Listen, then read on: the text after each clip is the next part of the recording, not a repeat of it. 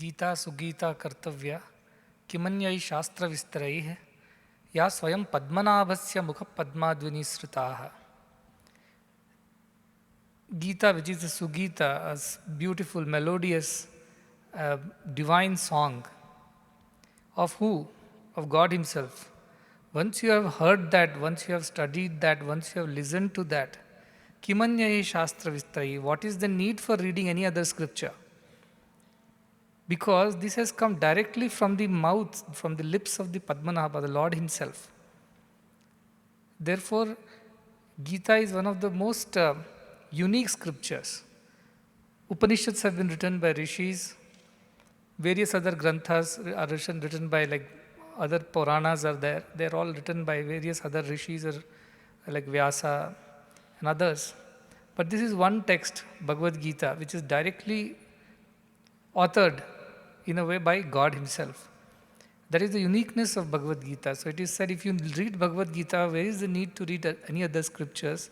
The idea is that if you want to know about what is life, how to live this life, what is the purpose of life, how to achieve that purpose, Gita is the most important scripture that you must read. Only then you understand the real meaning of being human. All other things will teach you how to earn your livelihood. But Gita not just teaches you how to earn your livelihood, it also teaches how to live your life in the right way. So science will teach you how to feed yourself, feed your stomach, which is important. But Gita teaches you in what way you should do it, why should you do it. And therefore Bhagavad Gita is the most practical text in the world. And this is one thing that we can, as Indians, we can pride ourselves with, that we have a scripture like Bhagavad Gita, which has no comparison in the whole world. Even within our own scriptures, Bhagavad Gita has no comparison. So that is the beauty of Bhagavad Gita, about which Sri Adi Shankaracharya says. He says that if you read a little bit of Bhagavad Gita, or drink a little bit of Ganga water, or think of that Krishna, even a little bit in your lifetime, you don't have to negotiate with Yama for your lifespan. When Yama arrives to take you, you don't have to argue, negotiate, crack a deal, allow me a few more years, I'm not ready yet.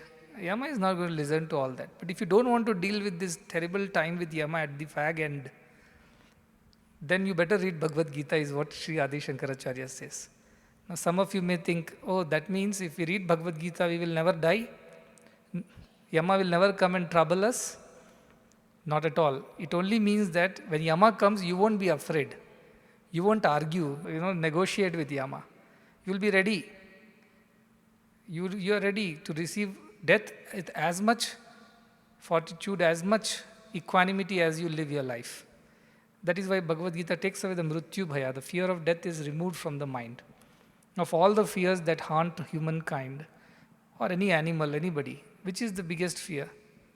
Death is the final fear, because once death comes, which wife, which children, which property, which bank account, which name, fame, position, nothing matters. All the other fears are only related to these attachments. But once death comes, all this is over. So the biggest fear that man faces is that of death. And Bhagavad Gita helps us to conquer death. Conquer the fear of death. Death will happen to everybody. Even Krishna died. The way he himself taught Bhagavad Gita, forget about reading, he taught Bhagavad Gita, but he also died. So we cannot escape death, but we will know how to deal with death. That is the big boon Bhagavad Gita teaches, because it teaches you about the Atman, which never dies. Na jayate, mriyate. It is never born, it never dies. It tells us about body being a garment which has to be thrown away once it is worn out. Vasansi jirnani yatha vihaya. Navani grihnati naroparani. Like a worn out garment is thrown away and a new garment is accepted, or you adorn yourself with. Same way the old bodies are thrown away and the soul takes up a new body. Especially in COVID times like this, with another variant around, Andar Yamaduta. How relevant is Bhagavad Gita? Just in case something happens, not to you, God forbid, anybody, how do you deal with that tragedy? How do you deal with that loss? Unless you have this faith that nobody dies and nobody is born. We are all eternal as Atman. Bodies come and go. Unless we know this truth and believe in it, how do we overcome fear of death and loss of dear ones? Which is what presently world is facing. Everything else is okay. But this itself is a great boon of Bhagavad Gita. That's why even if you read about Bhagavad Gita, you don't have to deal with Yama, it says. It means you don't have to have a terrible death. You can have a peaceful departure. You don't have to have a terrible, fearful death. That's a great boon Bhagavad Gita gives, because death is something rich, poor, young, old, learned, illiterate, mightiest and the weakest. Everybody has to face at some point in time. Nobody can do anything about it. Our doctors they can put you on an elongated death departure time, put you on ICU, ventilators and delay your death. But they cannot stop it from happening. That's it. So that is one reality we all have to deal with in our lives. And that is what Bhagavad Gita teaches us, how to deal with it.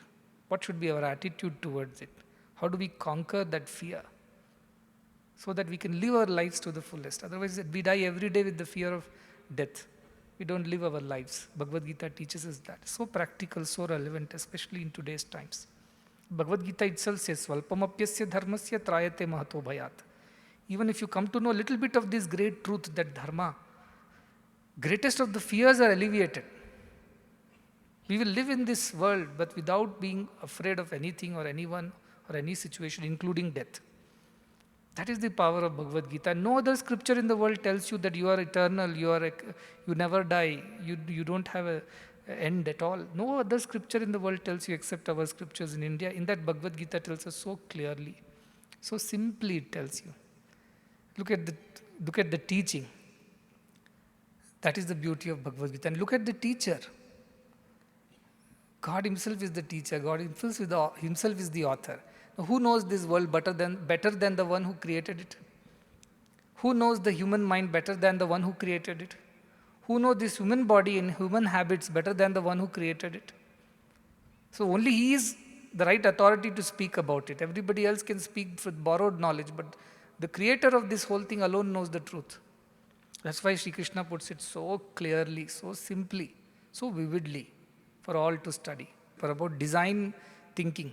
It's a concept by IIT Mumbai about how to teach and learn. They talk about a concept called design learning, design thinking. It means you create a situation, then you think of the problem, study the problem, then study the solution in a participative way. The whole class should come together to learn a concept. That is the way they're telling. And this is design thinking of Krishna. He created the design of that whole battlefield to teach Arjuna a great lesson. So contextual, so practical. In fact, Arjuna had come to fight the war. And Narasimhamurti ji said just now he wanted to run away from the battlefield. But if he wanted to run away, why did he come in the morning to fight the war with all eagerness, all ready? Because at that point of time, he was angry. He wanted to take revenge. But the moment Arjuna was brought to the battlefield and Krishna, he told Arjuna, Senayo Ubhyor Madhye Ratha Thapaya Me. Put my chariot between the two armies. Let me see who all are the opponents, who are standing, whom I have to fight. So Krishna takes the chariot. And Krishna is such a clever teacher. Had he placed the chariot in front of Duryodhana, Arjuna would have started the war without even blowing the conch. He was eager to kill him. But what did he do? He went and placed it in front of where Bhishmacharya was there, his grandfather. And Arjuna thought, oh, I have to kill my grandfather. He raised me. He cared for me. He fed me. He clothed me. And should I kill him now? How ungrateful. So he knew what to do. Krishna knew. Design thinking. He took the chariot, put it in front of Bhishmacharya. And that's it. Arjuna lost his all anger and everything. And he started giving excuses. What excuse? He was telling, if I kill all our kith and kin, what sin I have committed? Better I die and beg for food, alms than win this battle. All kinds of nonsensical excuses he gives. And Krishna sees all that. He allows one full chapter of Bhagavad Gita is ranting by Arjuna. Full Arjuna Vishada Yoga. Arjuna goes on and on. Not a word Krishna speaks. Like a patient teacher, he listens to all the excuses. In the second chapter, he starts then.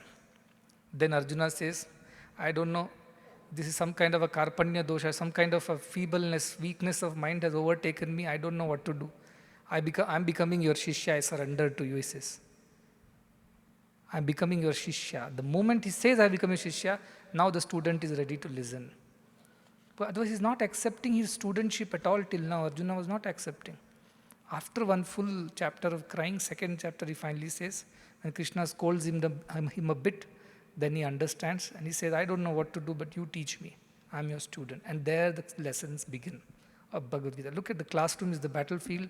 One student, one teacher, total design thinking, contextual learning, allows the student to say whatever he wants to say first, patient listener Krishna is, and then he starts and teaches him the greatest truths of life, uses the opportunity. First 6 chapters, after first 5 chapters go most about karma yoga, because there is an action to be undertaken, you can't escape.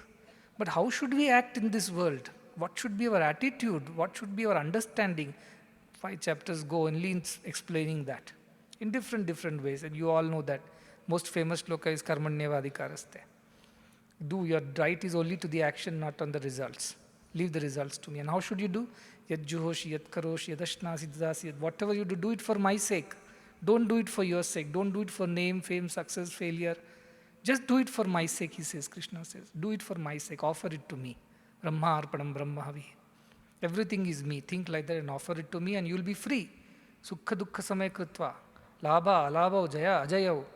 Tato yuddhaya yujyasva. After keeping happiness, sorrow, success, failure, gain and loss, everything is equal in your mind. Now you are ready to fight the battle. Till that equanimity has come, you are not even eligible to undertake action in the world, Krishna is telling. How deep? If you don't have the ability to accept the outcome of your actions with equanimity, without attachment, you are not even ready to perform any action in this world. If you don't know how to swim, you shouldn't enter the water. That's what Krishna is telling to Arjuna. How beautifully expressed. But how do? I don't have all the abilities. I don't have this ability to be detached. Then he teaches Bhakti Yoga. So do it for my sake. As an offering to me. So that you are free from the outcome and its consequences. You just do it as a worship to me. And leave the results to me. Whatever I give, happily accept it as prasadam. Look at the depth of the idea of action itself, which we cannot escape action in this world. Can we? Every day we have to act. Even eating is an act. Ashtavakra says even opening eyes and closing eyes is also an action, which has consequences. But Krishna tells the only way to escape the consequences is just do it for my. Tat kurusha madarpan, do it for me. Develop bhakti for me. Be happy. Santushta satatam yogi. Be happy in whatever comes. Be contented. Don't have expectations, demands from me. Just do for my sake out of love, without any expectations. Whatever is the result, accept it without any ideas of your own. So simple, but so difficult to follow. And then finally he takes that who is the doer, what is done, what is action, what is consequence.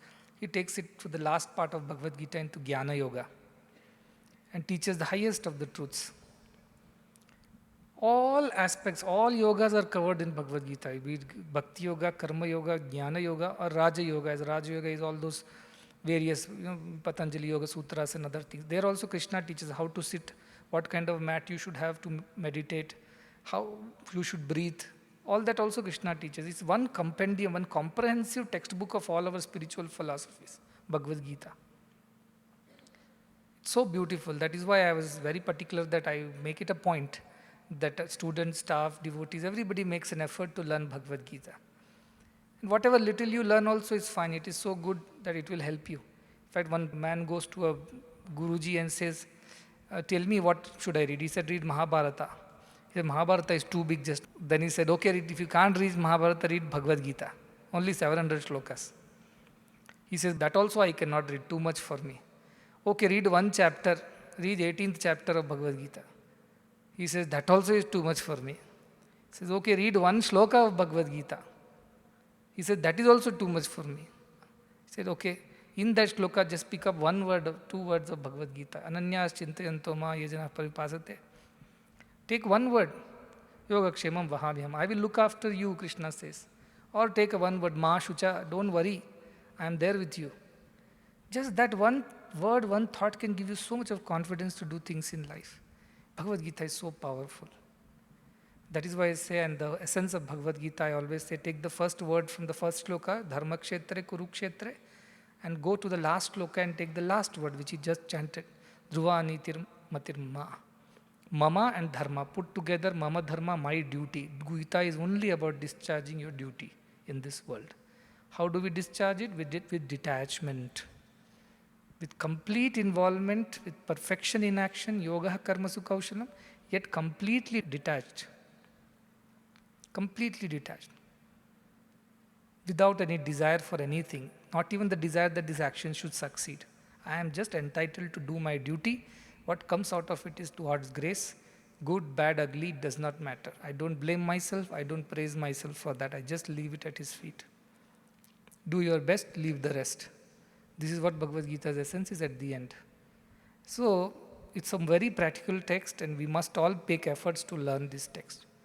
It's a most wonderful text, and I don't think anywhere, time in the world, a text has been so powerful, clear, and practical as Bhagavad Gita. It's our singular privilege to have been born in Bharata, the very land where Bhagavad Gita was taught and learnt by none other than God himself, and such a eligible disciple like Arjuna. At the end, I can only tell you that you can read, and I can only follow Krishna's path, who says finally, Yathechasi tatha kuru. He teaches whole Bhagavad Gita to Arjuna and says, now I leave it to you, you decide what you want to do about it. I am not going to force you. You read if you want, you study if you want, you learn and practice if you want. But Arjuna is such a good disciple, he says, no karishye vachanam tava. I will do as you say. Don't leave the choice to me. I will do whatever you say. Let me be your servant. That is the essence of the Guru Shishya in Bhagavad Gita. So please read. Teachers should encourage them whenever they find time, children want to learn Bhagavad Gita, shlokas, let them memorize it. As Indian parents, we should be proud to say, my child knows the entire Bhagavad Gita. We are proud to say, my child cracked that exam. He cracked that exam. He went off to US and he knows so much about so many things. But as Indian parents, we should first matter of pride for us should be, my child knows the entire 700 shlokas of Bhagavad Gita. That should be our pride. So I expect all teachers, campus chairpersons and parents to encourage their children, and they themselves should put an effort to learn, to start learning Bhagavad Gita. And now it's already started in our 6th class onwards it started. But before you reach your 10th class, you should have remembered all the shlokas of Bhagavad Gita. And that would be a good achievement during your school time. And this will help you all throughout your life. Remember, everything else may not come to your rescue. Your science you may leave once you take arts or humanities in the future. Your arts or humanities will be left out if you take science in the future. But Bhagavad Gita will remain with you, whether you are a science student, arts student, or you are no student later. Everything, in every place, in every situation, Bhagavad Gita will come to your rescue. So do pay attention to these words and do make an effort to learn Bhagavad Gita gradually, slowly.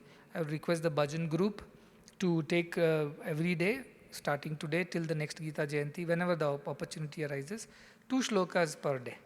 Shloka, it's meaning and chanting, and then next day, next shloka, it's meaning, and every day 2 shlokas you take. So that way there are 700 shlokas, you need 1 year to complete it. So before next Gita Jayanti, more or less, everybody would have learned the entire Bhagavad Gita to some extent.